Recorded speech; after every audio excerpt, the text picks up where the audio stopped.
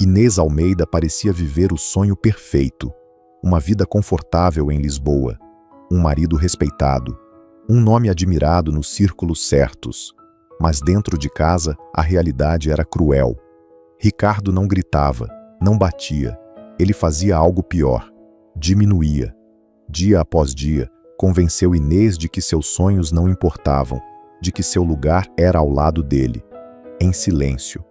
Naquela noite, depois de uma humilhação que ninguém percebeu, exceto ela, Inês entendeu uma verdade dolorosa.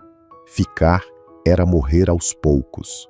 Antes de continuar essa história, inscreva-se no canal e ative o sininho. Aqui, cada história é um lembrete de que dignidade não se negocia. Porque quando Inês saiu pela porta com apenas alguns euros no bolso, ela não fazia ideia de que aquela decisão, tomada com medo, iria mudar não só o destino dela, mas calar para sempre o homem que jurou que ela nunca sobreviveria sem ele. Inês saiu de casa já noite cerrada. Lisboa estava quieta, quase indiferente. Não houve gritos, não houve despedidas. Apenas o som seco da porta a fechar, definitivo. Arrastou a mala velha pela calçada. As rodas batiam nas pedras irregulares, chamando mais atenção do que ela gostaria. Na carteira, Inês tinha 120 euros, nada mais. A conta bancária era conjunta, sempre fora. Ricardo tratara de garantir isso ao longo dos anos. Enquanto esperava o comboio, o telemóvel vibrou. Não era uma chamada, eram mensagens num grupo que ela conhecia bem. Pessoas que jantavam na sua casa, pessoas que a chamavam de amiga. Ouvi dizer que a Inês não anda bem. O Ricardo está preocupado, diz que ela anda instável. Deixem passar uns dias, ela volta. Cada frase doía mais do que um insulto direto. Era a voz dele, repetida por outras bocas. Inês desligou o telefone sem responder. O comboio seguiu para Setúbal. Sentada sozinha, olhava o reflexo no vidro escuro. Sentia-se como alguém que tinha sido apagada devagar, sem alarme. O quarto da pensão ficava perto da estrada nacional. Pequeno, frio, impessoal, uma cama estreita, uma mesa de madeira gasta, um cheiro persistente à umidade. Inês sentou-se na beira da cama e respirou fundo. Foi ali que o medo ganhou corpo. Não era medo da pobreza, nem da solidão. Era o medo mais antigo. E se ele tiver razão? Ricardo sempre soube plantar essa dúvida. Não precisava bater, não precisava expulsar. Bastava repetir, com calma, que ela não sobreviveria sozinha. No espelho da casa de banho, Inês mal se reconheceu. Olheiras fundas, ombros caídos. Uma mulher cansada de fingir. As náuseas das últimas semanas voltaram-lhe à memória. O atraso que ela evitara contar até para si mesma. Com as mãos a tremer, abriu a bolsa da farmácia. Sentou-se no chão frio, encostada à parede. Esperou. Os minutos pareceram eternos. 2 linhas, claras, impossíveis de ignorar. Inês estava grávida. O pânico veio primeiro. Um nó apertado no peito. Mas logo depois surgiu algo diferente. Firme, silencioso, determinado. Aquilo já não era só sobre ela. Ricardo nunca saberia daquela criança. Nunca faria daquele bebê mais uma peça da sua vida perfeita. Inês pousou a mão no ventre, num gesto instintivo. Não, murmurou. Eu não volto. Naquela noite, sozinha num quarto anônimo, sem dinheiro, sem apoio, sem certezas, Inês tomou a decisão mais importante da sua vida. E o que ela ainda não sabia é que, enquanto Ricardo espalhava a certeza de que ela regressaria de joelhos, o destino começava, em silêncio, a mover as peças noutra direção. A madrugada passou sem descanso. Inês mal fechou os olhos naquela pensão perdida nos arredores de Setúbal. O corpo estava exausto, mas a mente não parava. Na mesa de cabeceira, o teste de gravidez continuava ali. 2 linhas, firmes, irreversíveis. Ela levantou-se devagar, como se o chão pudesse ceder sob os pés. Fez um chá fraco com a chaleira antiga do quarto. Sentou-se junto à janela estreita, de onde se via apenas a estrada e a luz intermitente de um poste. Estava grávida. Aos 50 e poucos anos, depois de tantos adiamentos, tantas concessões, uma vida nova surgia no momento mais frágil da sua existência. O medo voltou. Não um medo teatral, um medo calmo, profundo, que se instala no peito e não grita. Como criar uma criança sem casa, sem rendimentos, sem família por perto? A irmã vivia em Faro, num T1 já cheio. Ofereceria ajuda, Inês sabia, mas aceitar significava confirmar a versão de Ricardo. A mulher fraca, dependente, incapaz. Inês pousou a mão no ventre mais uma vez. Não chorou, sentiu algo diferente. Responsabilidade. Não te vou falhar, sussurrou. Não sabia como, mas a decisão estava tomada. Foi então que o telemóvel vibrou. Inês sobressaltou-se. O coração acelerou. Durante um segundo, teve a certeza de que era Ricardo. Ele sempre encontrava maneira de se infiltrar, de pressionar, de desgastar. O número no ecrã era desconhecido. Indicativo internacional. Ela deixou tocar. Depois outra vez. Na terceira vibração, atendeu, preparada para desligar. Estou a falar com a senhora Inês Azevedo? A voz era masculina, calma, com um ligeiro sotaque europeu difícil de identificar. Quem fala? Perguntou em voz baixa. Chamo-me Miguel Soares. Peço desculpa por ligar sem aviso. Houve uma breve pausa, respeitosa. Sei que este pode não ser um bom momento. O nome não lhe era estranho. Miguel Soares, investidor discreto, ligado a projetos de reabilitação urbana e arquitetura sustentável no norte do país. Inês sentiu o estômago apertar. Como conseguiu este número? Tenho pessoas que trabalham comigo, respondeu sem arrogância. Estive presente no jantar em Estoril, há 2 dias. Observei a sua saída. O rosto de Inês aqueceu de vergonha. Alguém tinha visto. Não o escândalo, o silêncio. Há anos, continuou ele, a senhora apresentou um projeto para um centro comunitário ecológico. Nunca me esqueci dele. A voz manteve-se serena. Era humano, inteligente, muito à frente do seu tempo. Inês fechou os olhos. Aquele projeto fora abandonado quando Ricardo dissera que já não fazia sentido ela trabalhar. Não estou a ligar para falar do passado, disse Miguel. Estou a ligar porque conheço homens como o seu marido e sei o que costuma acontecer depois. Ela não respondeu. Não precisava. Vou ser direto, continuou. Tenho um apartamento vazio no Porto, junto ao Douro. É discreto, seguro. Pode ficar lá o tempo que precisar. O silêncio caiu pesado. Não quero nada em troca, acrescentou. Nem controlo, nem explicações. Apenas que tenha espaço para respirar e para pensar. Inês sentiu um misto de desconfiança e incredulidade. Aquilo parecia irreal. Por quê? Perguntou finalmente. Do outro lado, a voz suavizou-se.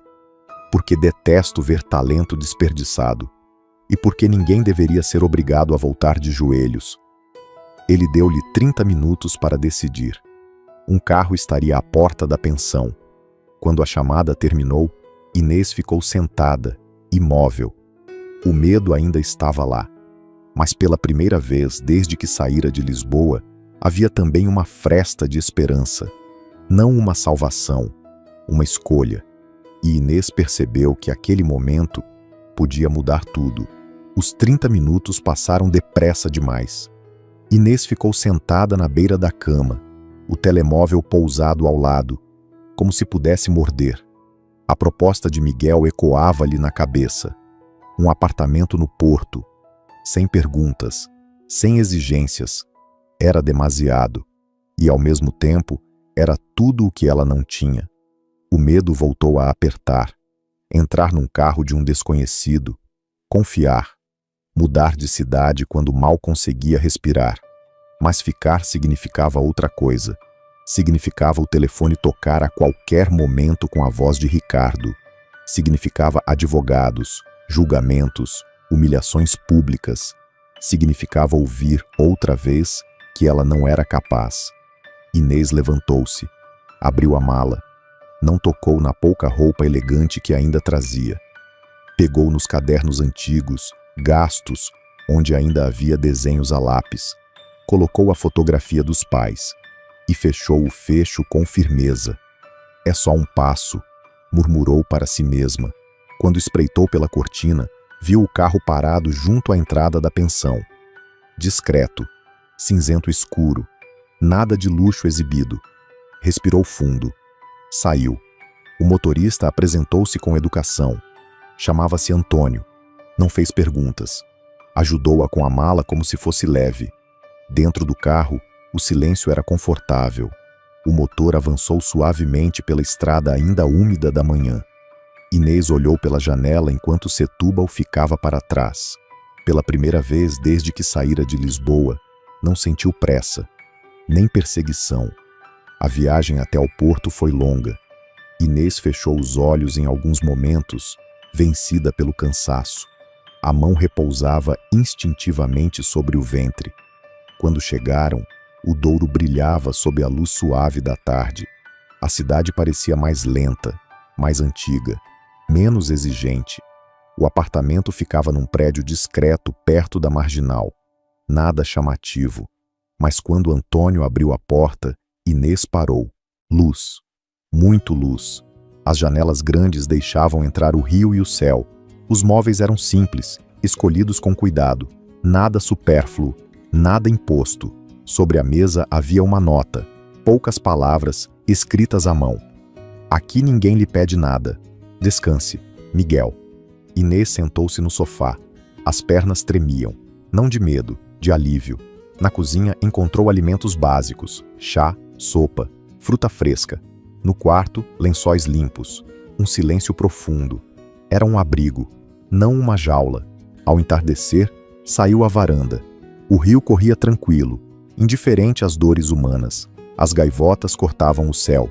Inês pensou em Ricardo, provavelmente ainda convicto de que ela regressaria. Pensou nas palavras dele, repetidas vezes. Não sobrevive sozinha. Um sorriso fraco surgiu-lhe nos lábios. Ainda não sabia se sobreviveria, mas estava a tentar. Mais tarde, o telemóvel vibrou. Uma única mensagem de Miguel. Chegou bem? Ela respondeu apenas, sim, obrigada. Não houve mais mensagens, nenhuma invasão, nenhuma cobrança. Naquela noite, deitada numa cama que não era de luxo, mas era segura, Inês percebeu algo essencial. Não tinha sido resgatada, tinha recebido espaço, e pela primeira vez em muitos anos, esse espaço pertencia-lhe inteiramente. Os primeiros dias no porto passaram devagar. Inês acordava cedo, não por obrigação, mas porque o corpo já não aguentava mais fugir do dia.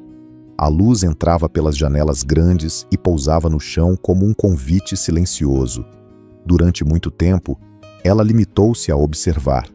O rio, as pessoas a caminhar sem pressa, os barcos a deslizar, indiferentes às histórias humanas. Era estranho viver sem ordens, sem alguém a dizer-lhe o que fazer, o que vestir, como sorrir. A ausência de controlo parecia, ao mesmo tempo, liberdade e vazio. No terceiro dia, encontrou sobre a secretária um envelope discreto. Dentro, havia um cartão com o nome de uma médica e uma morada no centro do porto. Consulta marcada para a manhã seguinte. Nada mais.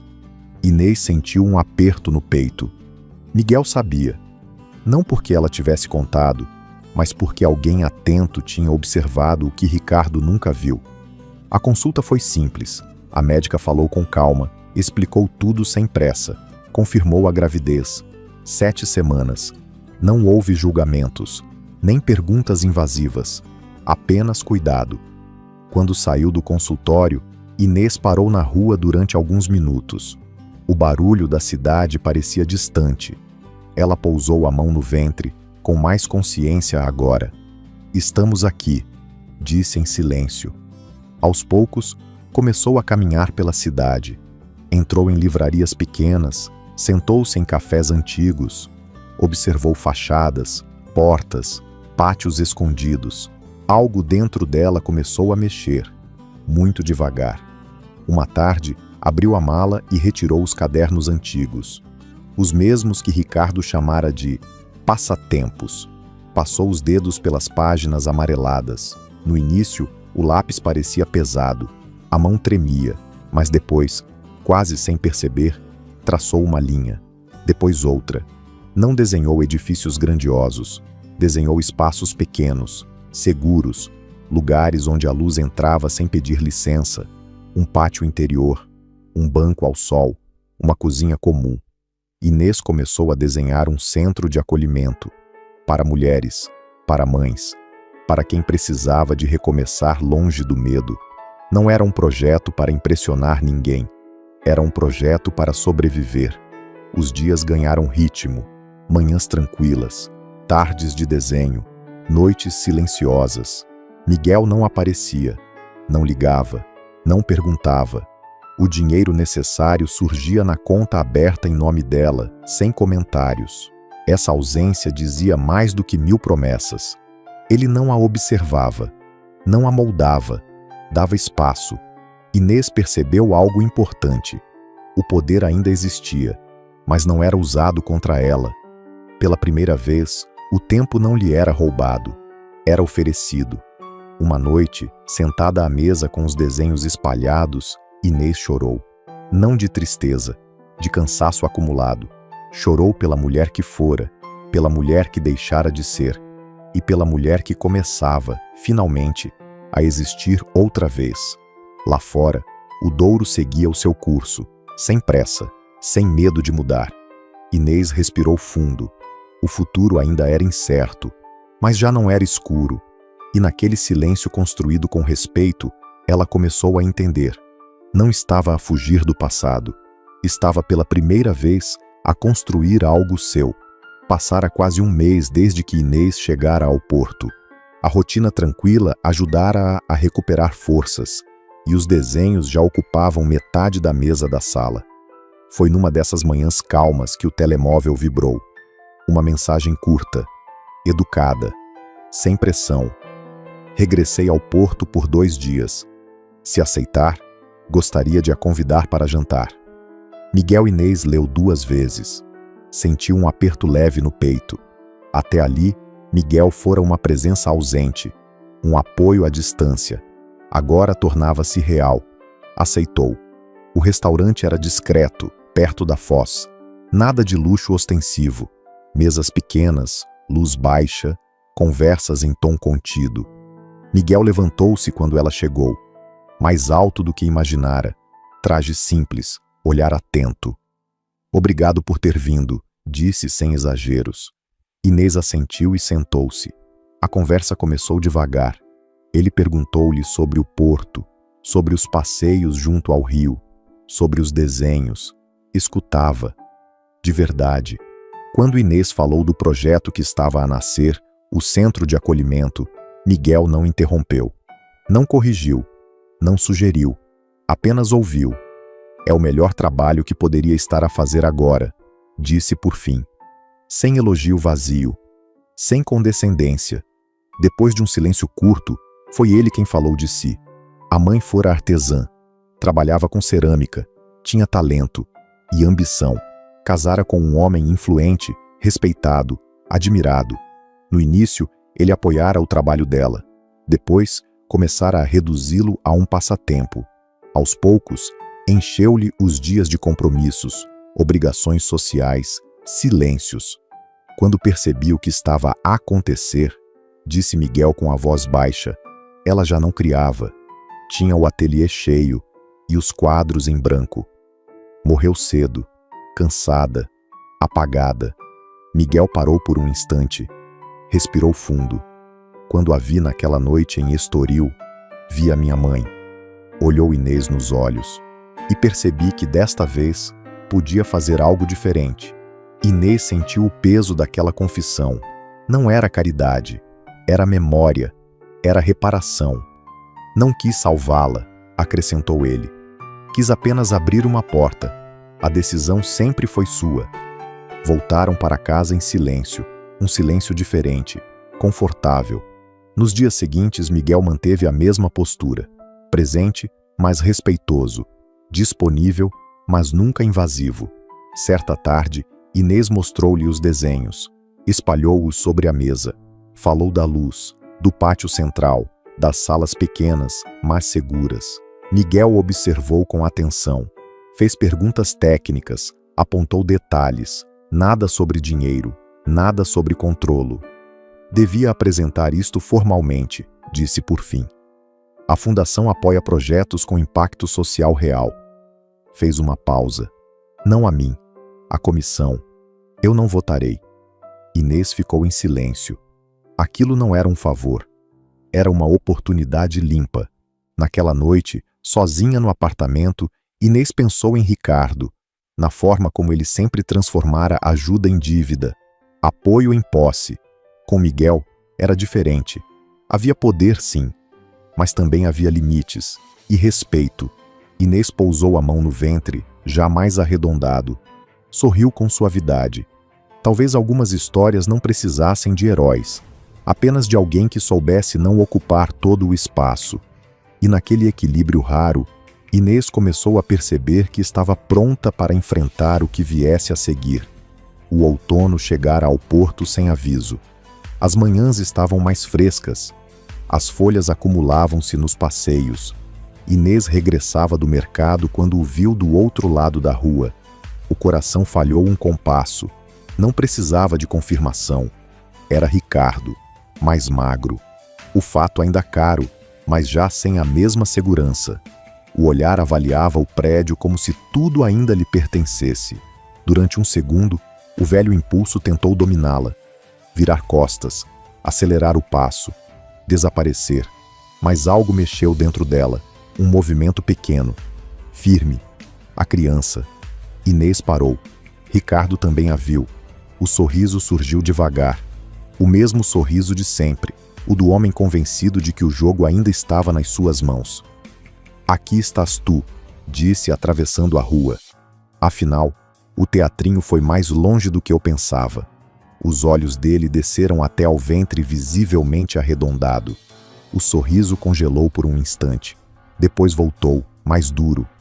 Grávida, murmurou. Do meu filho. Inês endireitou os ombros. A voz saiu firme, surpreendendo até a si mesma.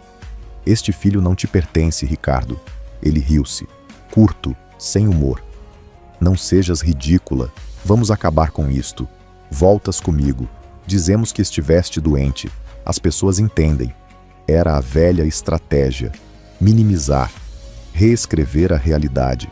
Não volto, respondeu Inês. Nem hoje, nem nunca. O rosto dele endureceu. Achas mesmo que este homem te vai sustentar para sempre? És um projeto temporário. Quando se cansar, fica sem nada. Outra vez. As palavras eram afiadas. Precisavam de ferir. Antes teriam funcionado. Inês respirou fundo. O que me ofereceste sempre foi uma jaula. Aqui deram-me uma chave. Ricardo deu um passo em frente. És minha mulher. Já não é, disse uma voz calma atrás dela. Miguel estava ali. Sem pressa, sem agressividade, apenas presente. Colocou-se ao lado de Inês. Não a tocou, mas a proximidade bastou. Ricardo reconheceu-o de imediato. O desprezo misturou-se com raiva. Então és tu, o Salvador. Miguel manteve o tom neutro. Não estou aqui para discutir narrativas. A Inês foi clara. Peço-lhe que se vá embora. Ricardo sorriu com desdém. O filho é meu. É uma criança que será protegida do seu comportamento, respondeu Miguel, sem elevar a voz. Houve uma pausa pesada. Miguel continuou, agora com precisão. Aliás, sei que a sua empresa procura financiamento para a segunda fase do projeto solar em Évora. Olhou-o nos olhos. Sou um dos investidores consultados. O sorriso de Ricardo desapareceu. A cor fugiu-lhe do rosto. Perseguir uma mulher grávida em via pública não transmite estabilidade, acrescentou Miguel. E investidores valorizam estabilidade. Era suficiente. Ricardo olhou em volta, para Inês, para Miguel. Percebeu que perdera. Sem mais palavras, virou costas e afastou-se. Desta vez, sem promessas, sem aplausos imaginários. Inês soltou o ar que nem sabia estar a prender. As pernas tremiam. Miguel voltou-se para ela. Está bem? Ela assentiu, emocionada. Sim. Naquele momento, algo se fechou dentro dela. Não com medo, mas com fim. O passado ficara ali, naquela rua. E Inês sabia. Já não precisava fugir. O tempo passou, não com pressa, mas com propósito. Inês já não era a mulher que saiu de Lisboa com medo no coração e uma mala quase vazia. No Porto, ela construiu uma vida simples, mas verdadeira. A criança nasceu saudável, e com ela nasceu também uma nova Inês. O projeto que começou como rabiscos tímidos tornou-se realidade. Um espaço de acolhimento para mulheres, luz natural, portas abertas, dignidade. Miguel nunca tentou ocupar o centro da vida dela. Caminhou ao lado, com respeito, com paciência. Não houve contos de fadas, houve escolhas, conversas difíceis e confiança construída dia após dia. Ricardo tornou-se apenas uma memória distante. Um homem que confundiu amor com controlo e perdeu tudo por isso. Inês, por sua vez, ganhou algo que ninguém lhe podia tirar: a certeza de quem ela era. Numa tarde tranquila, sentada à mesa com os planos espalhados e o filho a brincar no chão, Inês sorriu. Não porque a vida fosse perfeita, mas porque era sua. Ela não foi salva. Ela salvou-se. Esta história não fala sobre riqueza, nem sobre um homem poderoso que resgata uma mulher. Fala sobre coragem silenciosa, sobre o momento em que alguém percebe que ficar custa mais do que partir. Ensina-nos que quem nos ama não apaga a nossa luz. Ajuda verdadeira não exige submissão. E dignidade nunca deve ser negociada. Às vezes, a maior liberdade não é sair da jaula, é compreender que sempre tivemos a chave nas mãos. E que nunca é tarde, nem aos 30, nem aos 50, nem aos 60, para recomeçar com verdade. Se esta história tocou o seu coração, deixe um comentário. A sua voz importa.